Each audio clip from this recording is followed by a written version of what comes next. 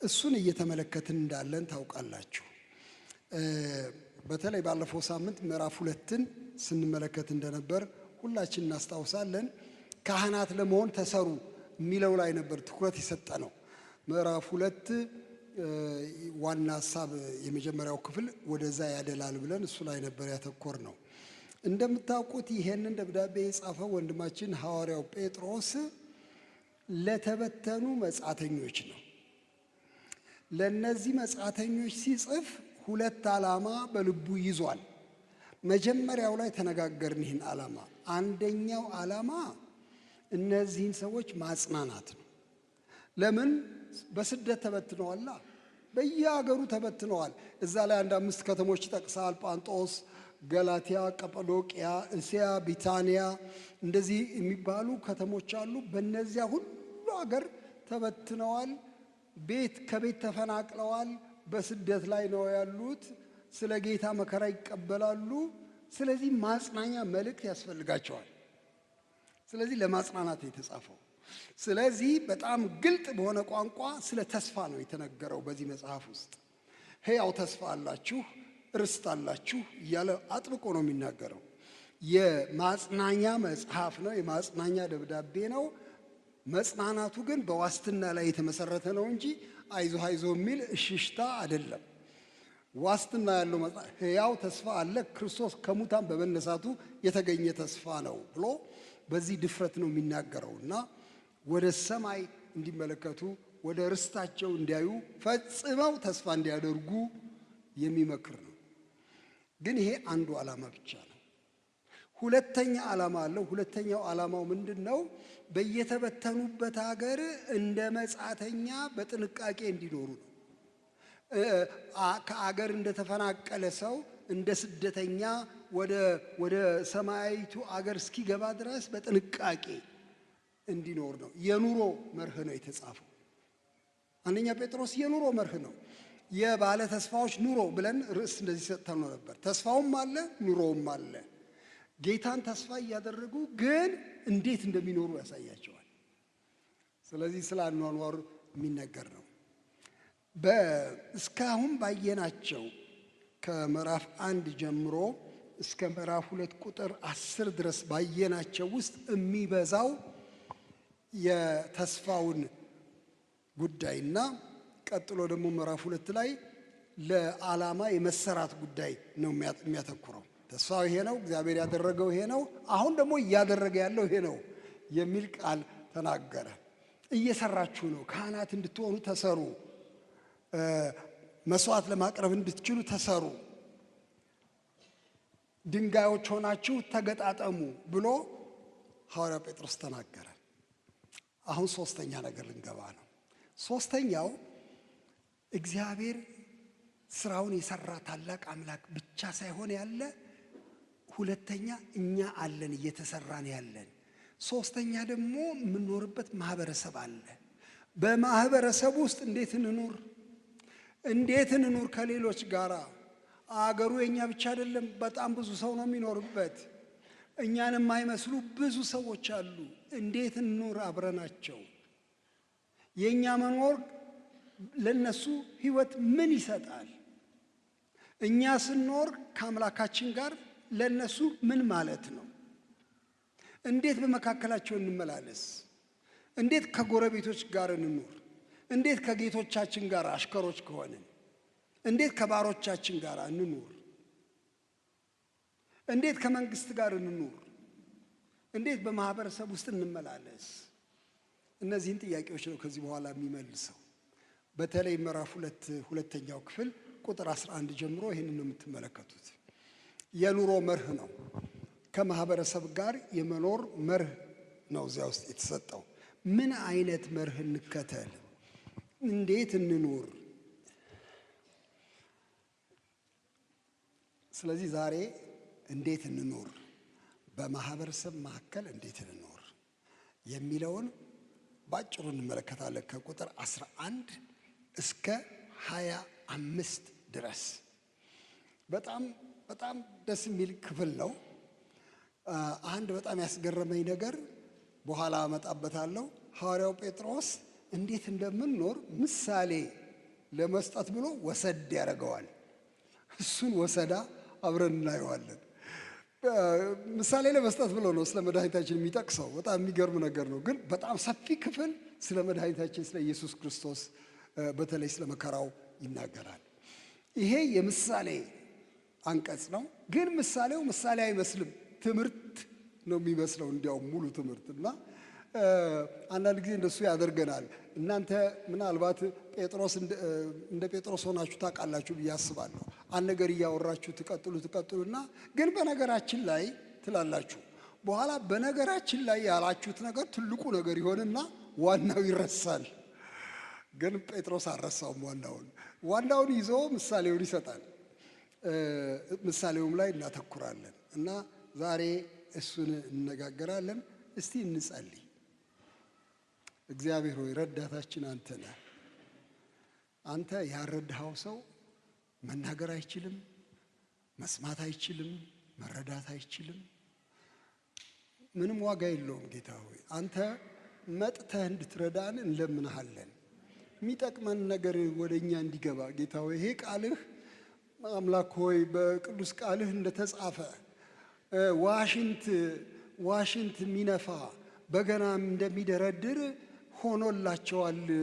በቃሌ ዝም ብለው ይጫወታሉ፣ አያስተውሉትም።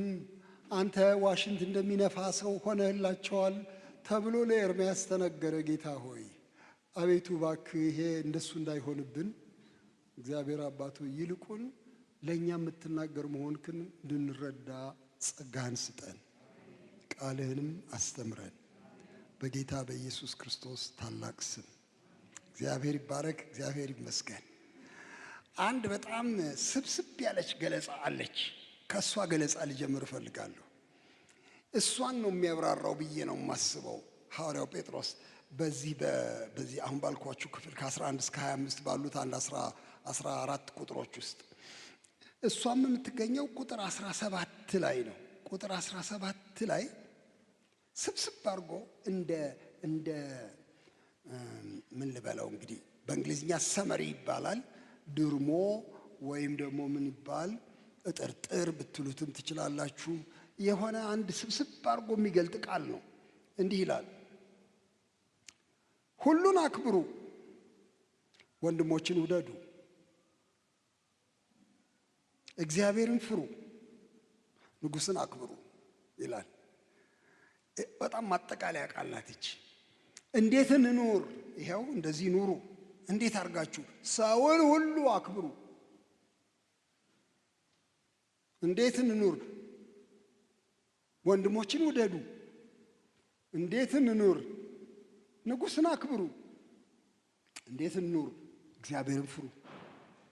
በእነዚህ 4 ቃላት ስብስብ አድርጎ ይገልጸዋል። ግን ይሄን ከማለቱ በፊትና በኋላ ምንድን ነው የሚለው ትንሽ አብረን እንድንመለከተው ያስፈልጋል። ይሄን ዝርዝር ለማቅረብ ወንድማችን ጴጥሮስ ይጠቀምበትን መንገድ አብረን እንድናይ ይፈልጋለሁ። መጀመሪያ የሚናገረው ስለ ህብረተሰብ ለመናገር ስለ ግለሰብ አማኝ ይናገራል ሐዋርያው ጴጥሮስ። በጣም የሚያስደንቅ ነገር ነው። የህብረተሰብ ውስጥ ተሳትፏችን ከህይወታችን ጋር ይያያዛል። የኛ ህይወት ማንነት ነው የሚንጸባረቀው በማህበረሰቡ መካከል። ስለዚህ ለህይወታችን እንድንጠነቀቅ ነው መጀመሪያ ማስጠንቀቂያ ምክር ሰጥቶ የሚጀምረው። እስቲ እናንብበው። ወዳጆች ሆይ ነፍስን ከሚዋጋ ስጋዊ ምኞት ትርቁ ዘንድ እንግዶችና መጻተኞች እንደመሆናችሁ እለምናችኋለሁ። ስለሚመለከቱት ስለ መልካም ስራችሁ ክፉ እንደምታደርጉ በዚያ እናንተን በሚያሙበት ነገር በሚጎበኝበት ቀን እግዚአብሔርን ያከብሩት ዘንድ በአሕዛብ መካከል ኑሯችሁ መልካም ይሁን ይላል። ስለ ጌታ ብላችሁ ለሰው ሥርዓት ሁሉ ተገዙ። ለንጉሥም ቢሆን ከሁሉ በላይ ነውና፣ ለመኳንንትም ቢሆን ክፉ የሚያደርጉትን ለመቅጣት በጎም የሚያደርጉትን ለማመስገን ከእርሱ ተልከዋልና ተገዙ። በጎ እያደረጋችሁ የማያውቁትን ሞኞች ዝም ታሰኙ ዘንድ እንዲህ የእግዚአብሔር ፈቃድ ነውና። አርነት ወጥታችሁ እንደ እግዚአብሔር ባሪያዎች ሁኑ እንጂ ያ አርነት ለክፋት መሸፈኛ እንዲሆን አታድርጉ። ሁሉን አክብሩ፣ ወንድሞችን ውደዱ፣ እግዚአብሔርን ፍሩ፣ ንጉሥን አክብሩ። ሎሌዎች ሆይ ለበጎዎችና ለገሮች ጌቶቻችሁ ብቻ ሳይሆን ለጠማሞች ደግሞ በፍርሃት ሁሉ ተገዙ። በግፍ መከራን የሚቀበል ሰው እግዚአብሔርን እያሰበ ሐዘንን ቢታገስ ምስጋና ይገባዋልና። ኃጢአት አድርጋችሁ ስትጎሰሙ ብትታገሱ ምን ክብር አለበት? ነገር ግን መልካም አድርጋችሁ መከራን ስትቀበሉ ብትታገሱ ይሄ ነገር በእግዚአብሔር ዘንድ ምስጋና ይገባዋል። የተጠራችሁለት ለዚህ ነውና ክርስቶስ ደግሞ ፍለጋውን እንድትከተሉ ምሳሌ ትቶላችሁ ስለ እናንተ መከራን ተቀብሏልና።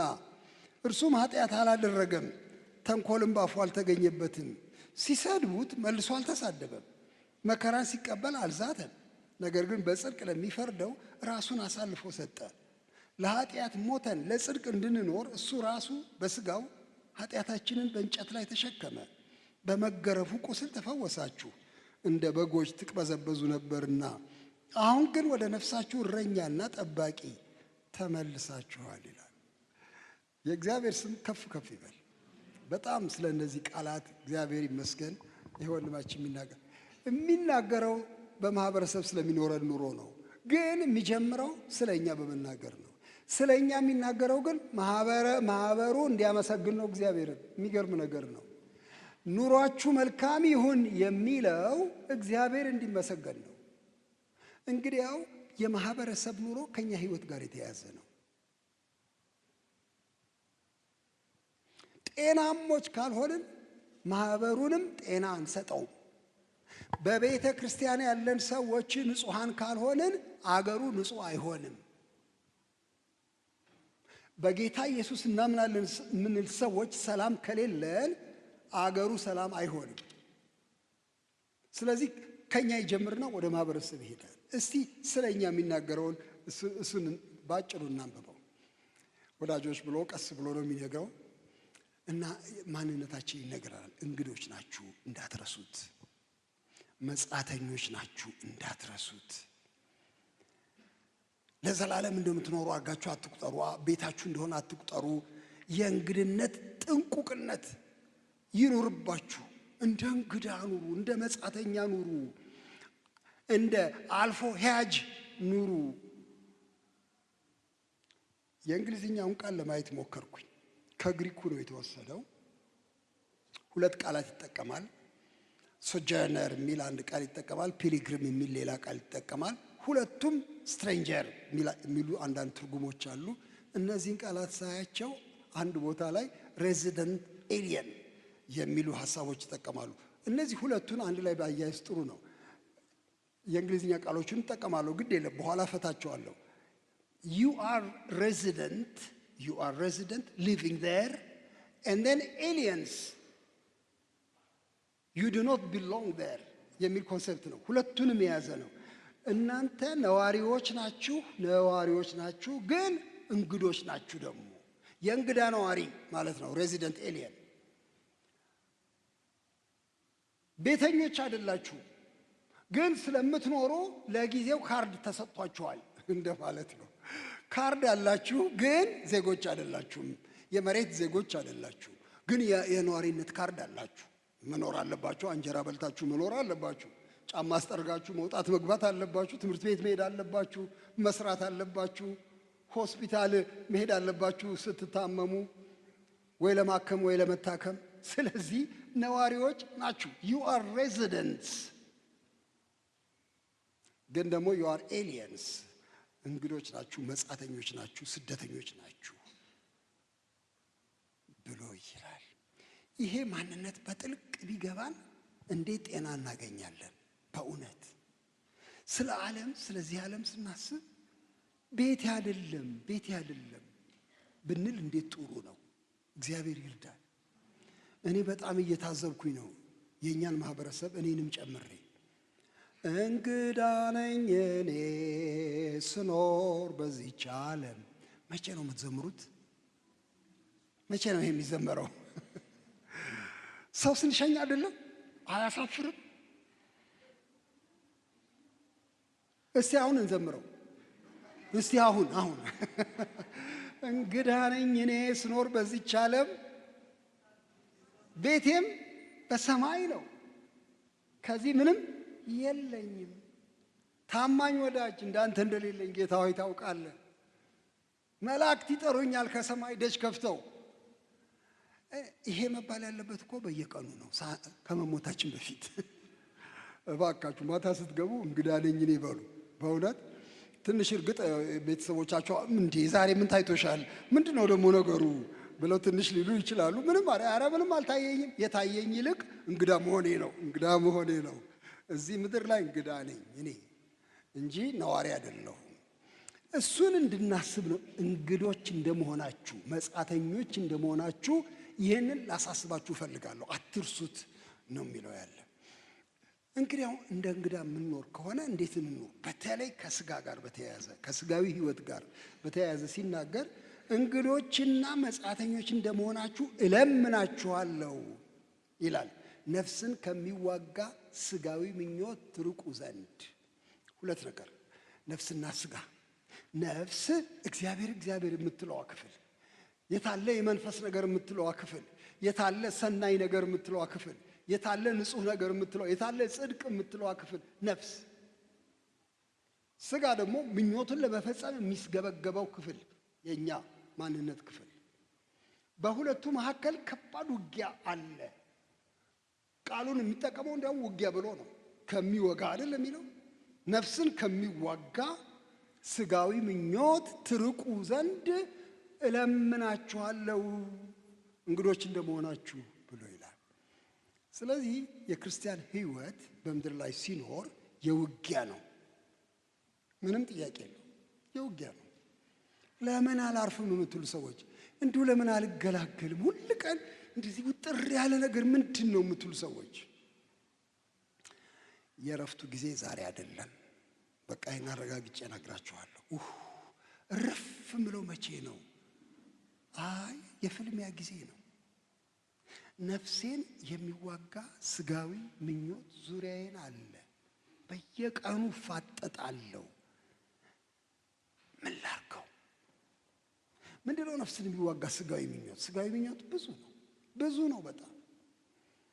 ስጋ የሚፈልገው ነገር ማለት ስጋ ለምሳሌ መከበር ይፈልጋል፣ መሞካሸት ይፈልጋል፣ ጎሽ ጎሽ መባል ይፈልጋል፣ ከሁሉ ትበልጣለህ አንተ መባል ይፈልጋል። ስጋ የስጋ ምኞት ነው ይሄ ክብር። ስጋ ምን ይፈልጋል? ስጋ አውስቦናዊ ፍላጎቶች አሉት። ሴክሹዋል ዲዛየር አለው በጣም ሁልጊዜ ይፈልጋል። ስጋ እንዲሟላለት ይፈልጋል። ሕግ ጥሶም ቢሆን ይፈልጋል። ስጋ ምን ይፈልጋል? ስጋ ሀብት መሰብሰብ ይፈልጋል። ዋስትና ነው ብሎ ስለሚያስብ ሀብት፣ ገንዘብ መሰብሰብ ይፈልጋል። ማንነቱን እዛ ውስጥ መክተት ይፈልጋል። የስጋ ምኞት ብዙ ነው። እነዚህ ምኞቶች ነፍስን ይወጓታል፣ ያቆስሏታል። ነፍስ አምላክ አምላክ እያለች ስትጮህ ይጠቀጥቋታል። ሰው ብስክስኩ ይወጣል። በስጋ ምኞት እረፍት የለውም። ይህን ውጊያ መጽሐፍ ቅዱስ በተለያየ ቦታ ይናገራል። ጴጥሮስ እዚህ ላይ አነሳው፣ ጳውሎስ ገላትያ ላይ ያነሳዋል። ያው ታውቁታላችሁ። እናንብበው፣ የገላትያ እናንብበው። ጥሩ አድርጎ ስለሚገልጸው ገላትያ ላይ እናንብበው እስቲ። ምንድነው ይሄ ውጊያ፣ ይሄ ጦርነት ምንድነው ካላችሁ ጳውሎስ ሰፋ ባለ ሁኔታ እዚያ ላይ አስፍሮታል። እንዲህ ይላል ምዕራፍ 5 ላይ ስለ ስጋ ሲናገር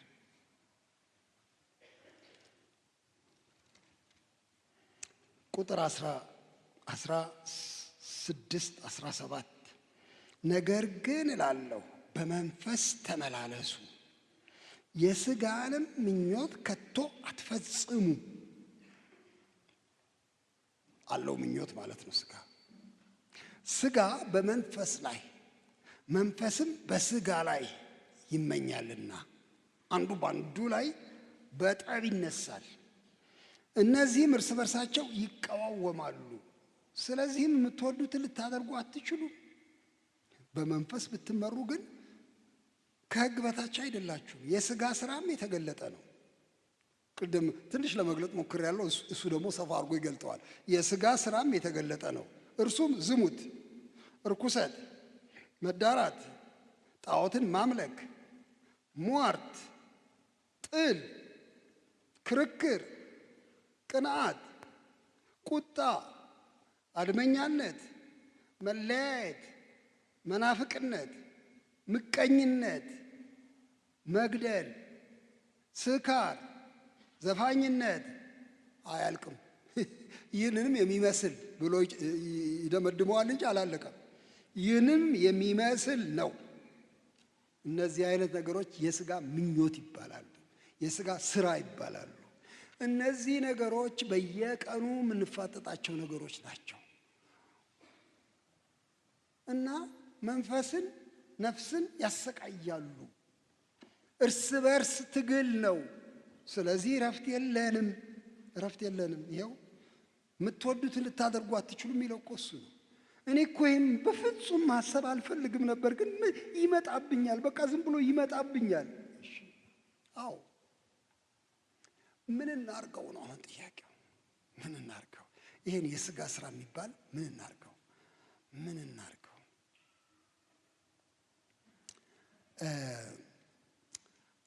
አንድ ሁለት ነገሮችን ላነሳ ፈልጋለሁ።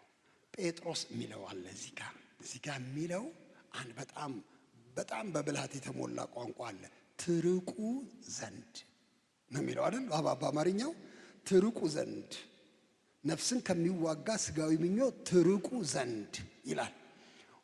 ሽሽት ያስፈልጋል ማለት ነው። ሽሽት ያስፈልጋል። የእንግሊዝኛው ቃል አብስቴን የሚል ነው። ትታቀቡ ዘንድ፣ ትርቁ ዘንድ። ስጋ ሁልጊዜም ጉልበት ይዞ ጉልበተኛ ሆኖ እየተንደረደረ ይመጣል። ጎልስሶ ሊጥላችሁ ነው የሚነሳው። እናንተ ድርድር ውስጥ አትግቡ። ምን አመጣ ደግሞ ምን አመጣ አንተ? ቆይ እስቲ ምን አልክ? እስቲ ምን አልክ አትበሉ። ራቁ። አትነጋገሩ ከስጋ ጋራ። አቮይድ አርጉት፣ ተዉት፣ አስወግዱት። ትርቁ ዘንድ ለምናችኋለሁ ነው የሚለው።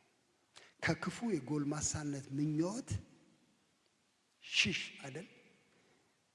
አንዱ ምክር እሱ ነው። ከስጋ ጋር በተያያዘ ሽሽት ጥሩ ነው በእውነት። ፈሪ ለጌታው በእውነት ሽሽት ጥሩ ነው ሽሽት። ይሄን ነው ጴጥሮስ የሚናገረው። ራቁ።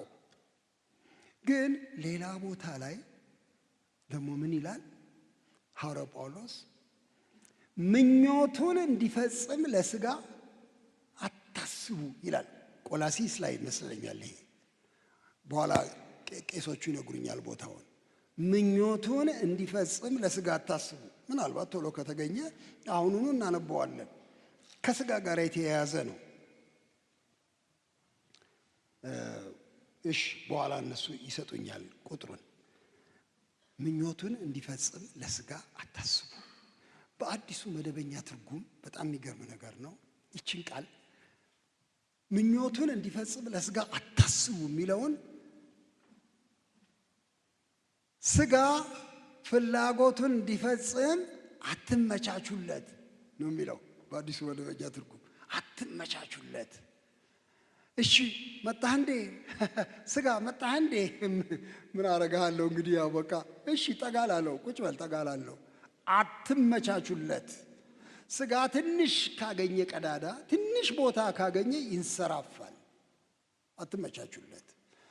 ምኞቱን እንዲፈጽም ለስጋ አታስቡ ብሎ ይለናል። ሌላው ይሄ ነው። ሶስተኛ ስጋ ምን እናርገው?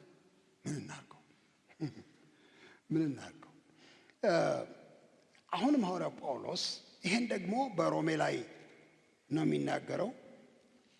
ስለ ስጋ ምን ብሎ ይላል? እዚያ ላይ ደግሞ የስጋን ስራ በመንፈስ ግደሉ ይላል። ግደሉ ይላል። ይሄ የሚያስገርም ነገር ነው። ግደሉ እና ለካ ግድያ ተመክረናል። እንድንጋደል ተመክረናል። የሚገርም ነገር ነው። እንድንገድለው ታዘናል። የስጋን ስራ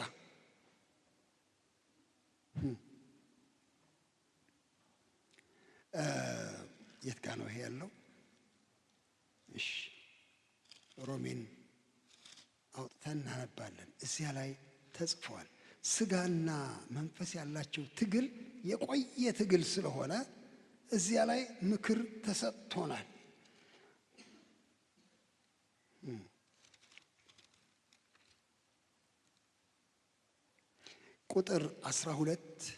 ቁጥር 12 ሮሜ ምዕራፍ 6 እንዲህ ይላል፣ እንግዲህ ለምኞቱ እንድትታዘዙ። ባለምኞት ነው ስጋ። በነገራችን ላይ ስጋ በምኞት ነው የሚገባው። ይሄ ስጋዊ ህይወት ከምኞት ጋር የተቆላለፈ ነገር ነው። ምኞት ጸንሳ ኃጢአትን ትወልዳለች። ከምኞት ጋር የተያዘ ነው። ባለፈው ሳምንት ተመኙ ስንል አልነበረ? ተንኮል የሌለበትን የቃልን ወተት ተመኙ። የምኞት ጥያቄ ነው። መንፈሳዊ ህይወትም የምኞት ጉዳይ ነው። ስጋዊ ህይወትም የምኞት ጉዳይ ነው እና አሁንም ምኞት ይላል። እንግዲህ ለምኞቱ እንድትታዘዙ በሚሞት ስጋችሁ ኃጢአት አይንገስ። ብልቶቻችሁንም የአመፃ የጦር ዕቃ አድርጋችሁ ለኃጢአት አታቅርቡ። ነገር ግን ከሙታን ተለይታችሁ በሕይወት እንደምትኖሩ ራሳችሁን ለእግዚአብሔር አቅርቡ። ብልቶቻችሁንም የጽድቅ ጦር ዕቃ አድርጋችሁ ለእግዚአብሔር አቅርቡ። ኃጢአት አይገዛችሁምና ከጸጋ በታች እንጂ ከሕግ በታች አይደላችሁምና ብሎ ይላል። በጣም የሚገርም ነገር ነው። ይሄ በጣም ግልጽ ቋንቋ ነው። ይሄኛው በተለይ የሚናገረው ስጋን ምን አድርጉት ነው የሚለው። ስጋን እንዳይነግስ ከልክሉት። ለስጋ ራሳችሁን አትስጡ። በተለይ አካላችሁን የጦር ዕቃ አድርጋችሁ ለአመፃ አታቅርቡ። ሽሹ፣ እምቢ በሉት የሚል ምክር ነው የሚሰጠው። ያኛውን መፈለግ አለብኝ፣ አሁን እናንተ ማድከም የለብኝም። ነገር ግን የስጋን ስራ እንድንገድለው ደግሞ ተጽፏል። ቆላሲስ ሊሆን ይችላል ይሄ ነገር የተጻፈው። ግድ የለም ይቅርታ ጠይቃለሁኝ። ትንሽ አስቤ ማሰናዳት ነበረብኝ። እሺ፣ ስጋ ይሸሻል። ስጋ አንመቻችለትም። ስጋን እንዋጋዋለን፣ እንገድለዋለን። እምንገድለው በቀረርትና በሽለላ አይደለም፣ በሰይፍና በጦር አይደለም፣ በመንፈስ የስጋን ስራ እንገድላለን። እንግዲያው ሐዋርያው ጴጥሮስ እዚህ ላይ ግልጽ አድርጎ የሚነግረው ከስጋ ጋር ትግል እንዳለብን ነው።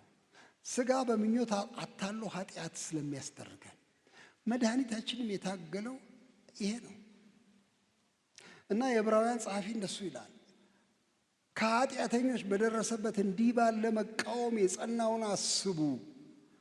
ገና ደምን እስከ ማፍሰስ ድረስ ከኃጢአት ጋር እየተጋደላችሁ አልጸናችሁም፣ እናንተ አልደረሳችሁም ደም እስከ መፋሰስ ስለሚል ታላቅ ተጋድሎ እንዳለ በጣም ግልጽ እንደሆነ እንመለከታለን።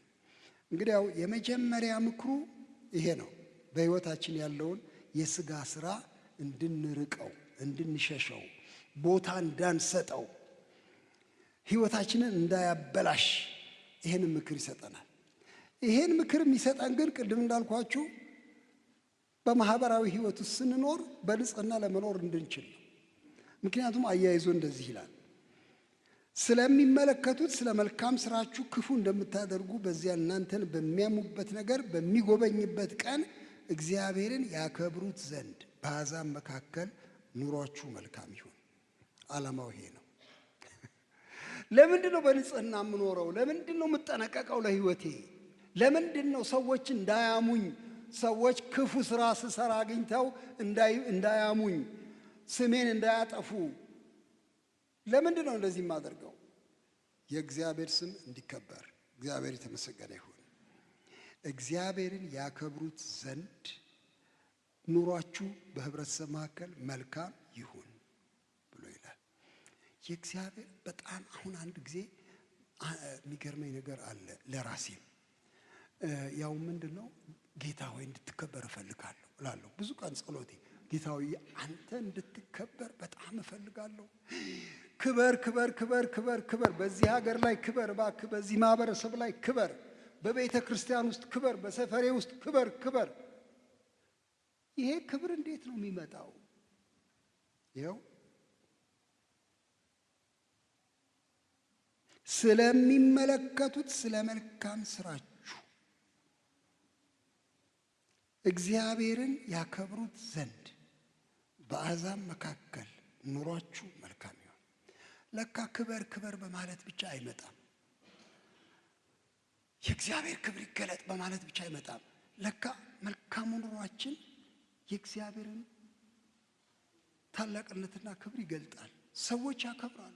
መልካም ነገር ሲያዩ በሰው እንደዚህ የሚሰራ አምላክ ይላሉ፣ እንደዚህ የሚያሰራ አምላክ ብለው በሚጎበኝበት ቀን ያከብሩታል ብሎ ይላል። ዓላማው በጣም የሚያስደንቅ ነው።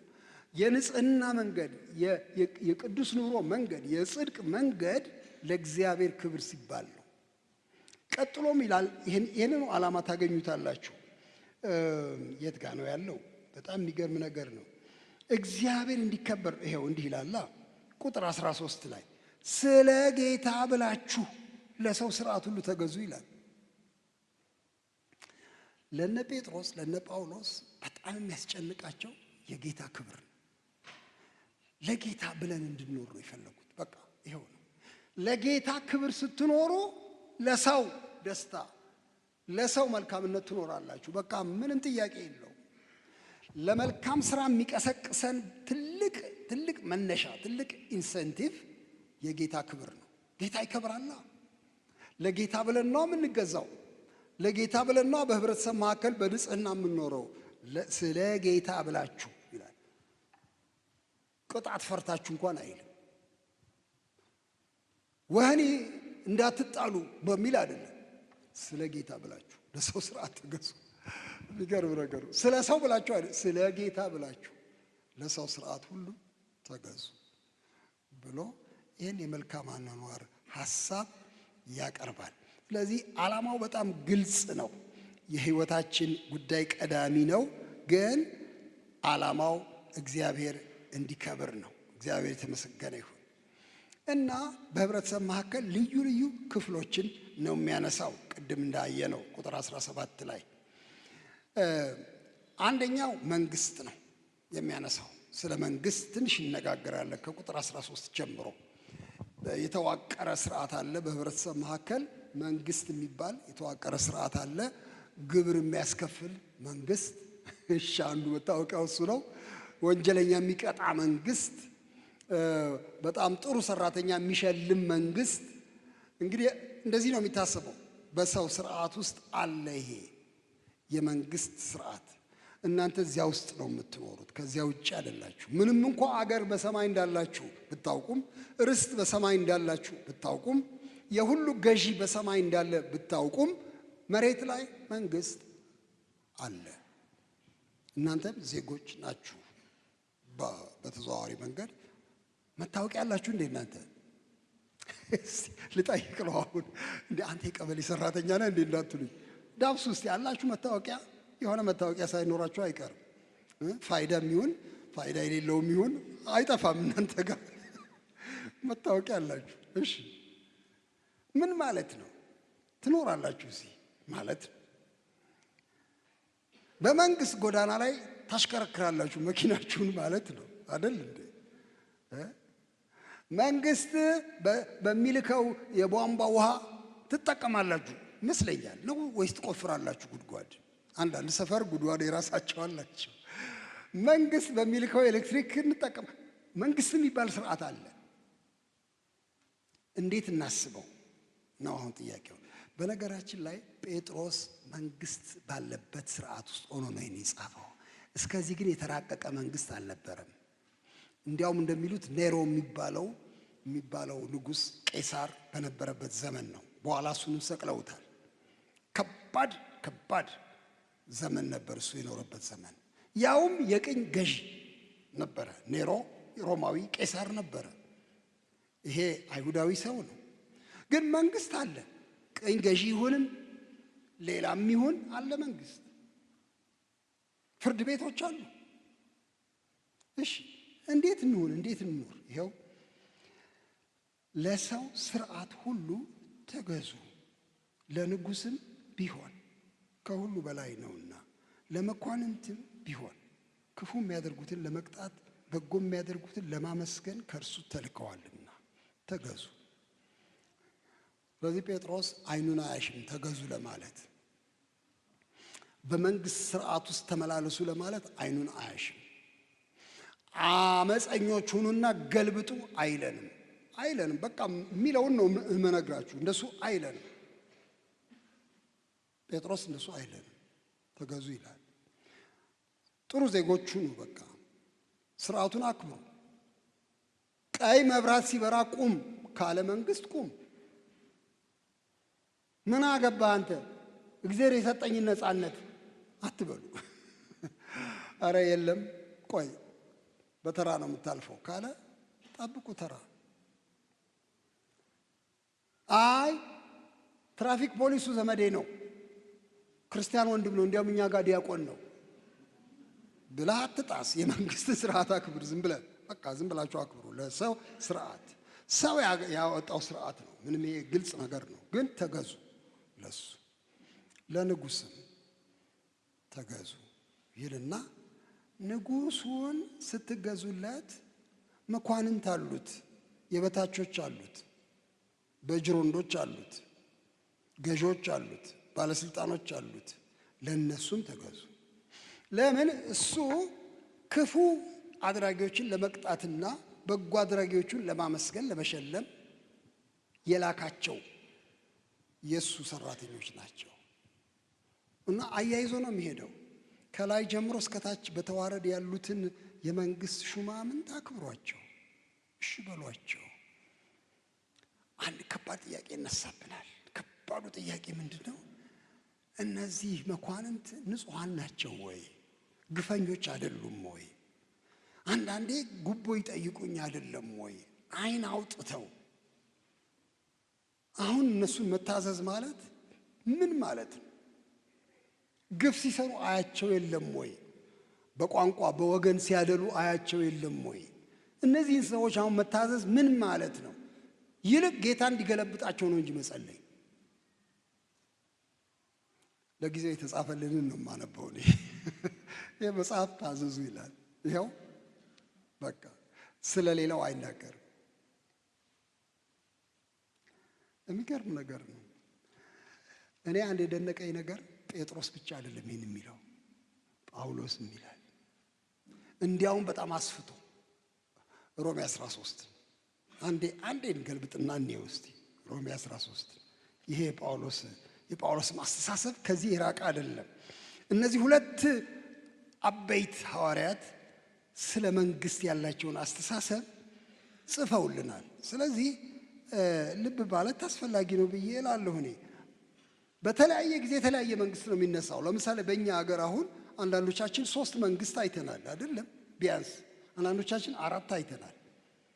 የአፄ ኃይለ ሥላሴ መንግስት ነበረ፣ ንጉሳዊ አስተዳደር ነበርኩኝ እኔ ትንሽ ልጅ በሆነም ነበርኩኝ የእሳቸው አስተዳደር በነበረ ጊዜ። ከዚያ በኋላ የተነሳ የማርክሲስት ሌኒኒስት ተከታይ የሆነ መንግስት ነበረ፣ ደርግ ተብሎ የሚጠራ ነበርን ብዙዎቻችን። ከዚያ በኋላ ኢህአዴግ የሚባል አንድ መንግስት ነበረ። ከዚያ በኋላ ደግሞ ይሄው አሁን ብልጽግና የሚባል አለ። ከዚህ በኋላ ደግሞ ምናልባት ሌላ ይመጣል፣ ይለዋወጣል።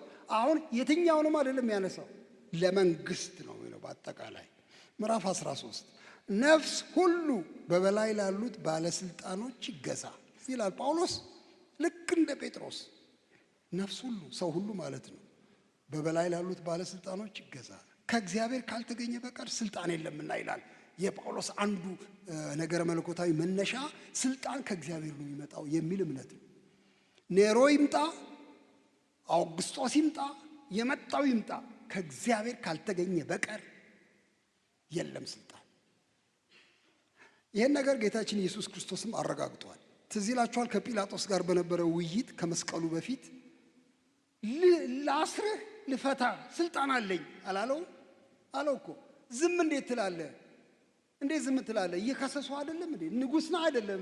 ተናገር እንጂ። ዝም ጌታ። ሰውዬ ላስርህ እንደምችል ልፈታ እንደምችል አታውቅም እንዴ? ከላይ ካልተሰጠው በቀር ማንም አይችልም። ከላይ ይሰጣል ማለት ነው። ይሰጣል ከላይ። ይሄው ከላይ ካልተሰጠ በቀር ስልጣን የለምና ስለሚል መነሻው መከራከሪያዊ ጳውሎስ እሱ ነው።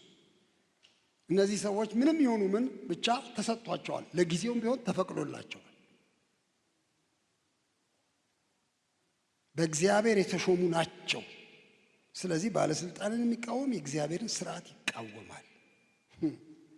ይሄ በጣም ጠንካራ ንግግር። ስለ ጌታ ብላችሁ የሚለው እኮ ይሄንን ነው ሐሳቡ። ጌታን እንዳትቃወሙት ነው። ተዋቸው፣ እነሱ ንጹሐን ሊሆኑ ላይሆኑ ይችላሉ፣ ግን ስርዓቱንም እግዚአብሔር ፈቅዶታል። ስለዚህ ሰዎቹን እቃወማለሁ ስትሉ የጌታን ስርዓት እንዳትቃወሙ ተጠንቀቁ ብሎ ይሄን ሐሳብ ይናገራል።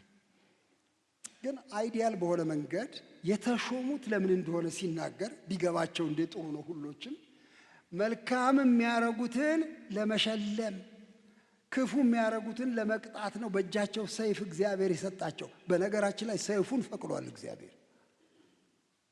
ሰይፍ ፈቅዷል። የሚገርም ነው። ሰይፍ ባይኖር ጥሩ ነበረ። አንዳንድ ሀገሮች ብዙ ሰይፍ የለም አሉ። አንድ የኔ ወዳጅ ወደ አይስላንድ ሄዶ ነበር። አይስላንድ የሚባል ሀገር በዚህ በሰሜን አውሮፓ ያለ ሀገር ነው። ወደዛ የሄደ ሰው አለ አይስላንድ። እዛ ሄዶ መጣ እና እንዴት ነው ሀገሩ ስለው የሚገርም ሀገር ነው አለኝ። ብዙ ህዝብ አይደለም ያለው፣ በረዶ ነው ያው ሀገሩ በብዛት ያለው። አንድ ያየሁት ነገር እስር ቤት የለም አለኝ። እስር ቤት ወንጀል ፖሊስ አለ እንዴ? እኔ እንጃ ፖሊስ። በጣም ሰላማዊ ሀገር ነው አለኝ። ተገረምኩኝ፣ በጣም ተገረምኩኝ። ሰዎች ያሉበት ፖሊስ የሌለበት እንዴት ነው የሚኖሩት? እኔ እንጃ። በጣም ብዙ ወንጀል የለም ይመስለኛል። በጣም ብዙ ወንጀል የለም። ይኸው አብዛኞቹ ሀገሮች ግን የእኛንም ጨምሮ ባለ ሰይፍ ነው መንግስት። የሚቀነጥስ ሰይፍ አለው። ሰይፉንስ ይፈቅዳል እግዚአብሔር? አዎ ፈቅዷል። ይኸው የእግዚአብሔር አገልጋይ ነው እንዲያውም ለመልካም ነገር በከንቱ ሰይፍ አይታጠቅምና ስለሚል በዓላማ ነው ሰይፍ የተሰጠው። ዓላማውን ግን ሊያስተው ይችላል መንግስት። አንዳንዴ በጎ ያረጉትንም ይሰይፍበት ይችላል፣ ክፉ ያረጉትንም ሊምርበት ይችላል። አንዳንድ ጊዜ ግን እግዚአብሔር ሲሰጠው ሰይፍ ክፉ የሚያደርጉትን ለመቅጣት፣ በጎ የሚያደርጉትን ለመሸለም፣ ለዚህ ነው መንግስትን እግዚአብሔር የፈቀደው ብሎ ይላል። ስለዚህ ተገዙ፣ ግብርም ቢሆን ክፈሉ ይላል እዛ ላይ። ወደ ጴጥሮስ እንመለስ። ግድ የለም ለሰው ስርዓት ተገዙ፣ ለንጉሥ ተገዙ፣ ለመኳንንትም ተገዙ ብሎ ይህንን ምክር ይሰጠናል። አክብሩ ብሎ ለምን? አሁንም ወደ ዓላማው ይመጣል። ተመልከቱ፣ እንዲህ ይላል፣ ከእርሱ ተልከዋልና ተገዙ ካለ በኋላ በጎ ያደረጋችሁ የማያውቁትን ሞኞች ዝም ታሰኙ ዘንድ እንዲህ የእግዚአብሔር ፈቃድ ነውና። አስገራሚ ነው። ጫጫታ እንዳይኖር እናንተን በሚመለከት ሰዎች ክፉ ቃል እንዳይናገሩ ጭጭ እንዲሉ ስርዓት ውስጥ ግቡ። እንዳይከሷችሁ፣ ይኸው እንዲህ አላረግም፣ ይኸው እንዲህ አያረጉም፣ እንደዚህ ያረጋሉ፣ ይረብሻሉ፣ ይበጠብጣሉ፣ አይታዘዙም፣ አይከፍሉም ምናምን እንዳይባል ዝም ታሰኙ ዘንድ ተገዙ፣ በስርዓት ኑሩ ብሎ ይላል። ይሄ እግዚአብሔር ፈቃድ ነው ብሎ ይላል። በዚህ እንዳትከሰሱ ብሎ ይሄንን ነገር በጣም ግልጽ አድርጎናል። ሞኞች ሰዎች ተነስተው አይክሰሷችሁ፣ አይስደቧችሁ። ጭጭ ለማስደረግ ነው መልካም ኑሮ የምንኖረው። ቅድም እግዚአብሔርን ለማክበር ነው ብለን ነበር። አሁን ደግሞ ጭጭ ለማስደረግ ነው። ክፉ አሜታ እንዳይነሳ ነው። ግን ጭጭ ላሉ እንደ እነሱ ላይሉ ይችላሉ። ዳንኤል ጭጭ አስደርጎ ኖረ። ስንት ዓመት ጭጭ አስደርጎ ምንም የሚከሱበት ነገር አልነበራቸው። ለመንግስት ይታዘዛል፣ የሚገባውን ነገር ያደርጋል፣ ተንኮል አይሰራም፣ ሙስና ውስጥ አይገባም፣ ጥንቁቅ ሰው ነው። ምንም አልተገኘበትም። ጭጭ አሉ። ግን ተንኮለኛ ሰው መቼም መጎርጎሩ አይቀርም። በአምላኩ ግን እንከሰው እንችላለን አሉ እና በጸሎቱ ምክንያት ያው ታውቃላችሁ ፍርድ ላይ ያቀረቡት። ለእናንተም እንደዚሁ ይሁንላችሁ ነው። ሰዎች በምንም ምክንያት በሌላ ጉዳይ እንዳይከሷችሁ ብሎ ይሄን ያቀርባል። ይሄ በጣም ትልቅ ምክር፣ በጣም ጥልቅ ምክር እንደሆነ እመለከታለሁኝ። እኛም በራሳችን አገር በራሳችን ሕዝብ መካከል ባለ መንግስት ውስጥ ያለንን አመለካከት ወገንተኛ መሆን ወይም ተቃራኒ የመሆን ጥያቄ አይደለም፣ ግን እንደ እግዚአብሔር ሰው የመኖር ጥያቄ ነው። እንደ ጌታ ቃል የመኖር ጥያቄ ነው። ለዚህ ነው የምንታዘዘው። በዚህ አይነት አመለካከት ውስጥ እንድንኖር ታዘናል። እንደዚህ ከሆነ እንግዲያው እቺ ቁጥር 17 ላይ ያለችው መደምደሚያ በጣም ጥሩ ናት። ምን ይላል? ሁሉን አክብሩ፣ ወንድሞችን ውደዱ፣ እግዚአብሔርን ፍሩ፣ ንጉሥን አክብሩ። ይሄ እንዴት አጠቃላይ ፍልስፍና ነው! ሰውን በሚመለከት ሰብአዊ ፍጡርን በሚመለከት አክብሩ፣ ሁሉን አክብሩ። በሁለት ምክንያት አንድ መጽሐፍ እንደሚናገረው አንዱ ምክንያት በእግዚአብሔር አምሳል የተፈጠረ ስለሆነ ሰውን ሁሉ አክብሩ። የእግዚአብሔር ምሳሌ ላዩ ላይ ስላለ ሰውን ሁሉ አክብሩ። የትኛውን ሰው ነው የማከብረው? የትኛውን ሰው ነው? ኮት ለብሶ ተራቆ የሚመጣውን ሰው ነው የማከብረው? ወይስ አንድ ትንሽ ሚጢጢ ምንም የማትል ትንሽ ልጅ ነው የማከብረው? የቱን ነው የማከብረው? ወይስ ሰክሮ ጠጥቶ ትፋቱ በላዩ ላይ የተዝረከረከ ቱቦ ውስጥ የወደቀውን ሰው አከብረዋለሁ ወይ? አዎ አከብረዋለሁ። ሰካራሙን ትውከቱ ላዩ ላይ ያለውን ሰው አከብረዋለሁ። እንዴት ነው የማከብረው? እሱን የእግዚአብሔር አምሳል ላዩ ላይ አለ። አንዱ ምክንያት። ሁለተኛ ምክንያት ኢየሱስ ክርስቶስ ሞቶለታል፣ ዋጋ ከፍሏል። ቢያምን የሚድን ሰው ነው። ጌታን ቢቀበል የእግዚአብሔር ልጅ የሚሆን ሰው ነው። በዚህ በሁለቱ ምክንያት ሰውን ሁሉ አክብሩ። እግዚአብሔር ይርዳል። በእውነት ሰውን ሁሉ እንድናከብር። እኛ እየለየን ነው የምናከብረው። በጣም አስቸጋሪ ነገር ነው። ሰውን ሁሉ እንድናከብር ታዘዝን። ወንድሞችን በሚመለከት ግን ክብር ብቻ አይደለም፣ ሌላ ተጨማሪ ነገር ታዘናል። ውደዷቸው ተብለናል። በወንድማማች መካከል ፍቅር እንዲበረታ ወንድሞችን እህቶችን ስታገኙ ለየት ባለ መንገድ ፍቅራችሁ እንዲበረታ የሚል ትእዛዝ ተሰጥቶናል። ከዚያ ስለ መንግስት የተገለጠው ግልጽ ነው። አክብሩ፣ ሪስፔክት አድርጉ። እግዚአብሔርን ግን ፍሩት። ደግሞ እግዚአብሔርን በታላቅ ፍርሃት፣ በታላቅ አምልኮዊ ፍርሃት ከእግዚአብሔር ጋር ኑሩ ብሎ ይሄን ይናገራል። አንድ ግን ሳልናገር ማላልፈው በጌታ በኢየሱስ ነፃ የወጡ ሰዎች አንድ አደጋ አለባቸው። አደጋው ምንድን ነው? ነፃነቱን ያለ ብልሃት ሊይዙት ይችላሉ። ይኸው ምን ይላል? በጣም የሚገርም ነው። ቁጥር 16 ሞኞችን ዝም ታሰኙ ዘንድ የእግዚአብሔር ፈቃድ ነው ካለ በኋላ አርነት ወጥታችሁ እንደ እግዚአብሔር ባሪያዎች ሁኑ እንጂ ያ አርነት ለክፋት መሸፈኛ እንዲሆን አታድርጉ ይላል። እንዴት በብልሃት የተጻፈች ናት ይቺ! ነፃ ወጥታችኋል፣ አርነት ወጥታችኋል፣ ባሮች አይደላችሁም፣ በኢየሱስ ክርስቶስ ነፃ ናችሁ ይላል። እግዚአብሔር የተመሰገነ ይሁን። ከአጋንንት እስራት ነፃ ወጥተናል፣ ከሱስ ተላቀናል፣ ከበደል ተላቀናል፣ ከሞት ቅጣት ነፃ ወጥተናል፣ አርነት ወጥታችኋል ይልና ባሮች ግን ሁኑ ደግሞ ይላል። የእግዚአብሔር ባሪያዎች ሁኑ። እንግዲያው ለካ አርነት መውጣት የእግዚአብሔር ባርነትን አያስቀርም። ምክንያቱም ይሄ አርነት ካልተጠነቀቅን ለክፋት መሸፈኛ ሊሆን ይችላል። ክፉ ነገር ለማድረግ እኔ ነፃ ነኝ፣ እኔ ነፃ ሰው ነኝ፣ ማን ነው የሚከለክለኝ? ራቁቴን ብሄድ ለምሳሌ ብትሉስ፣ አሁን ለምሳሌ ራቁቴን ብሄድስ? እስቲ አምጣ መጽሐፍ ቅዱስ ላይ ራቁትን አትሂድ የሚል እስቲ የት ጋር ነው የተጻፈው ብትሉኝ ይሳው አትሉም። አውቃለሁ እናንተ ደጋግ ልጆች ናችሁ፣ እንዲህ አይነት ነገር አይከጅላችሁም። ግን አሁን እንቅስቃሴ አለ፣ በውጭ ሀገር ኑዲቲ የሚባል እንቅስቃሴ አለ። ራቁት መሄድ እንዲያውም በጣም ነፃነት ይሰጣል። ለምንድን ነው ሰው የሚጨነቀው? ጨርቃ ጨርቅ በላዩ ላይ እያደረገ ራቁቱ ለምን አይሄድም እያሉ ይሄዳሉ። አሁን አንዳንድ ቦታ ተጀምሯል እንደሱ ራቁት። በጣም ሁሉ ቦታ ለማድረግ አይመቻቸውም፣ ግን አንዳንድ ቦታ እንደሱ ያደርጋሉ። የራቁት ደሴቶች አሉ። ነፃነታችን እስከምን ድረስ ነው? ክርስቲያናዊ ነፃነት እስከምን ድረስ ነው? እሱ እንድናስበው እኮ ነው።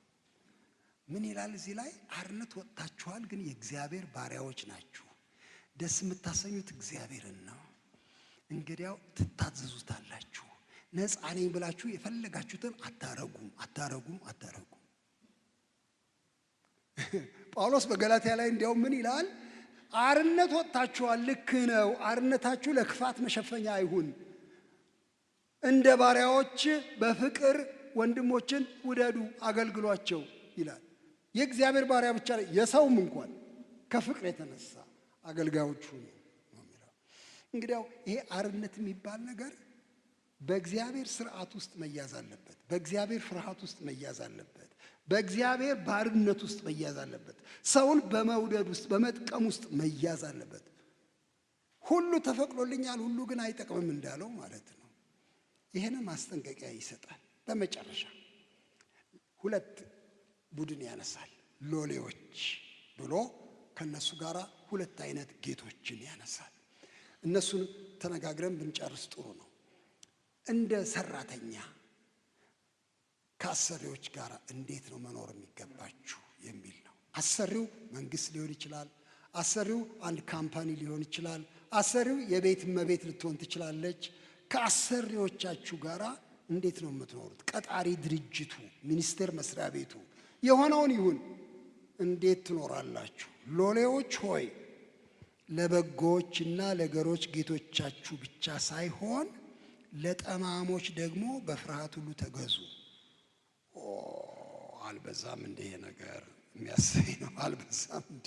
እንዴት ነው የሚናገረው ጴጥሮስ? ባይሆን እንኳ መብታችሁን አስከብሩ እንዴት አይልም? ቢያንስ ከባድ አለቃ ካጋጠማችሁ ተጋፈጡት፣ ጌታም ከእናንተ ጋር ይቆማል ለምን አይለንም? አይገርም? እንደሱ አይልም።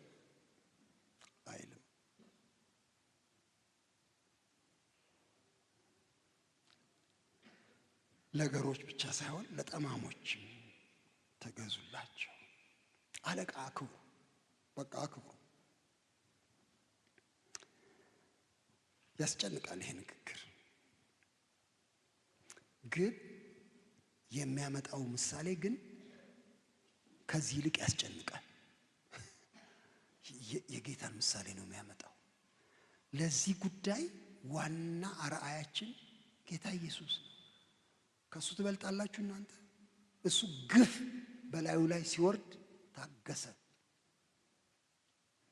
ትበልጣላችሁ ከሱ ብሎ ይላል።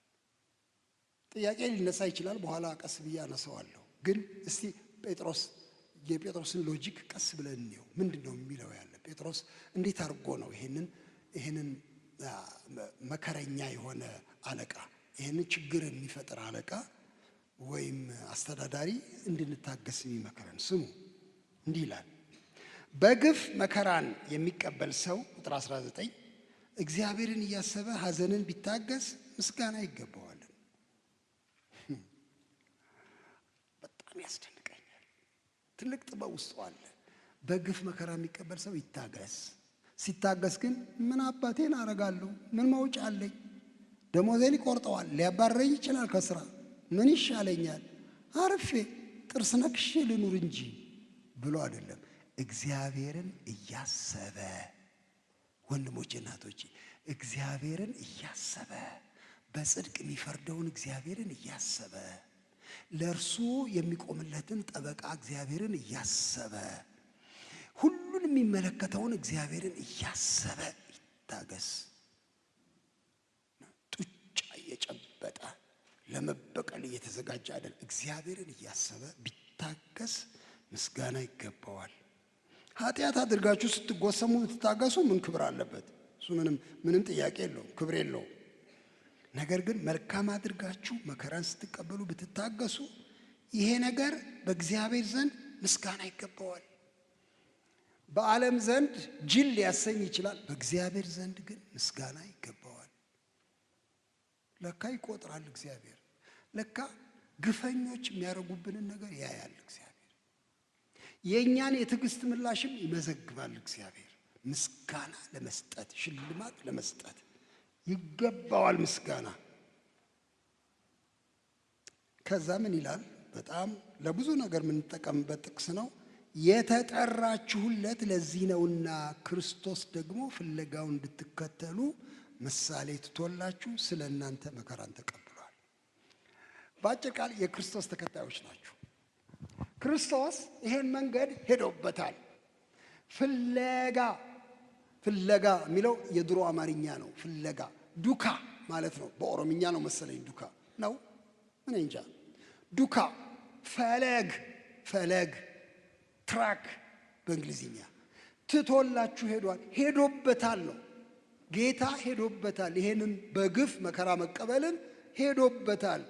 ምሳሌ ፈለግ ትቶላችሁ ሄዷል። እሱ ትከተሉ ዘንድ ይሄን ምሳሌ። ለካ የክርስቶስ ሞት አዳኝ ሞት ብቻ ሳይሆን አርአያዊ ሞት ነው። ለካ የክርስቶስ መከራ ለእኛ ሲባል የቀረበ መስዋዕትነት ብቻ ሳይሆን ለእኛ ሲባል የቀረበ ምሳሌነት ነው።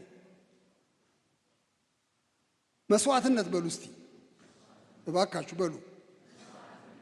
ምሳሌነት በሉ እስቲ። ሁለቱንም ነው። የክርስቶስ መከራ መስዋዕትነት ነው። ልክ ነው። ለእኛ ቤዛ ሆኖ ነው፣ ግን ለእኛ ምሳሌም ሆኖ ነው። በጣም አይሰበክም ይሄ በቤተ ክርስቲያን። በጣም የሚያሳዝን ነገር ነው። በጣም የምንሰብከው ቤዛዊነቱን ነው። ክርስቶስ ሞተልን፣ ተካን እኮ ኃጢአታችንን እኮ ወሰደ፣ በእኛ ምትክ ተሰቃየ የሚለውን እንሰብካለን። እግዚአብሔር ይመስገን ስለዚህ ስብከት። ግን አሳየን እኮ እንዴት እንደሚሞት አንልም። መከራ እንዴት እንደምንቀበል እኮ አመለከተን፣ ምሳሌነት ሰጠን አንልም። ግን መባል አለበት። ጴጥሮስ ሁለቱንም ነው የሚያነሳው። እዚህ ክፍል ሁለቱንም ያነሳል።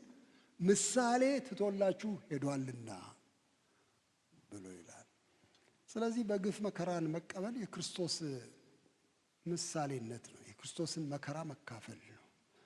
በጣም የሚገርም ነገር። በኋላ ስለ ክርስቶስ መናገር ይጀምራል። የማይደክመው ጴጥሮስ፣ ስለ ክርስቶስ ተናግሮ የማይደክመው ጴጥሮስ በቃ ማብራሪያውን ይቀጥላል። ስለ ክርስቶስ ቅድም እንዳልኩት ለምሳሌነት ነው ያነሳው፣ ግን ያብራራል። እንዲህ ይላል። ምን ይላል? እሱ ኃጢአት አላደረገም፣ ምንም ተንኮል ባፉ አልተገኘበትም። ሲሰድቡት መልሶ አልተሳደበም። ምንም ፋይል ብታገላብጡ እንደዚህ አላረገም።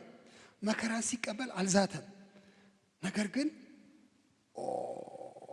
በጣም አስገርማል። ይሄ እችኛዋ ነገር ግን ምን አረጋለሁ እንግዲህ ይደብድቡኛ፣ በጥፊ ይምቱኛ፣ ምን አረጋለሁ አላለም። በጽድቅ ለሚፈርደው ራሱን አሳልፎ ሰጠ። ለካ ተመልካች አለ። በጥፊ ሲወለውሉት ተመልካች አለ። ሲያሳቅሉት፣ በሐሰት ሲያስመሰክሩበት ለካ አዳማጭ አለ። በጽድቅ የሚፈርድ ለሱ ራሱን አሳልፎ ሰጠ። ትዕግስታችን ትርጉም አለው እኮ። ትዕግስታችን አቅመቢስነት እኮ አይደለም። ግን ፈራጅ አለ በሰማይ፣ ጻድቅ ፈራጅ አለ። በጽድቅ ለሚፈርድ ጌታ ክርስቶስ ራሱ ፍርድ እያመለከተ ነው። የሚገርም ነው እኮ። ፍርድ እያመለከተ መከራ ተቀበለ። ራሱን ለሱ አሳልፎ ሰጠ። ለኃጢአት ሞተን ለጽድቅ እንድንኖር እሱ ራሱ በስጋው ኃጢአታችንን በእንጨት ላይ ተሸከመ።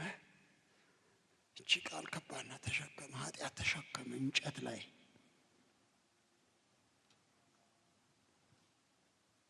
በመገረፉ ቁስል ተፈወሳችሁ ይላል።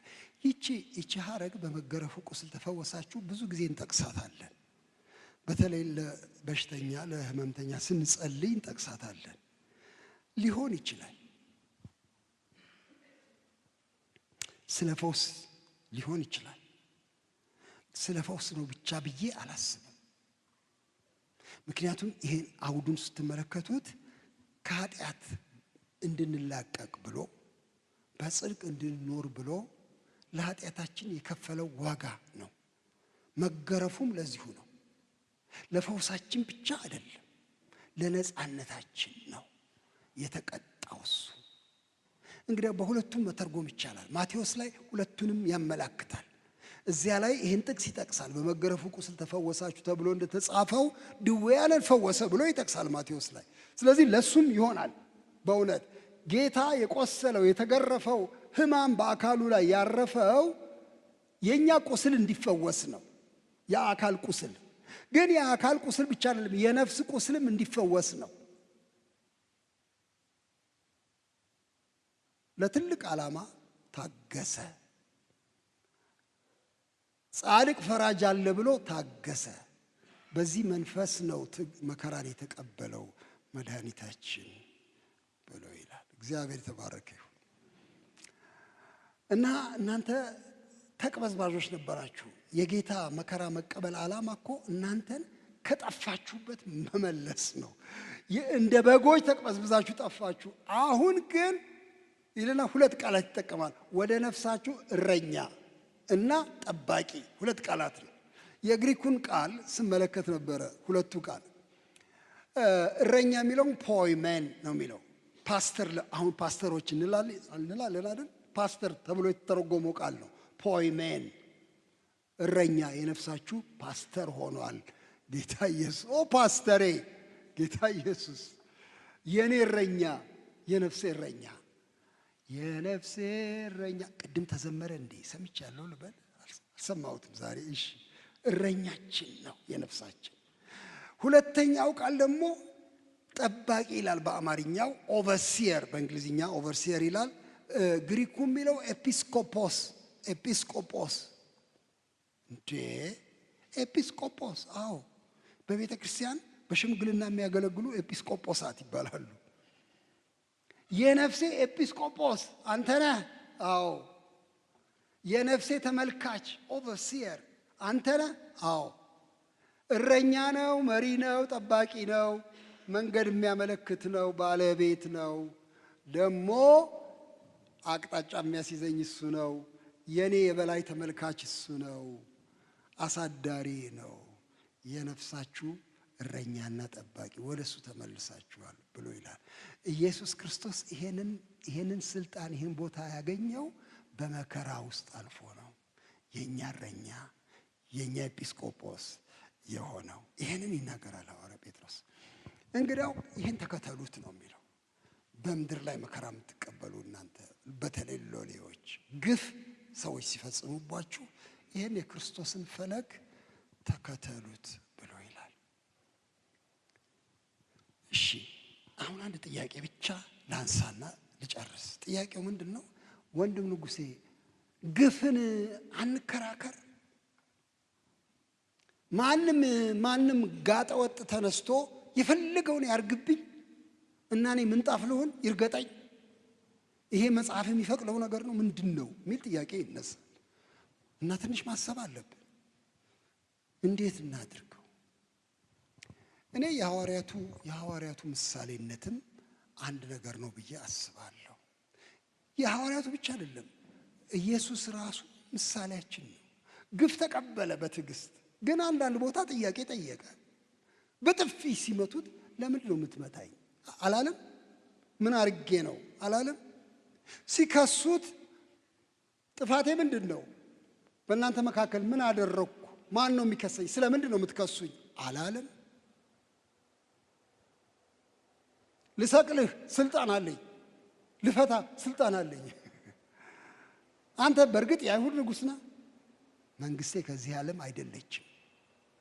ብትሆን ኖሮ ሰራዊቴ፣ ጭፍራው መጥቶ ይሟገትልኝ ነበር። ባለ መንግስት ነው። እሺ፣ የፍርድ ቀን አለ፣ ያ መንግስት የሚገለጽበት ቀን አለ።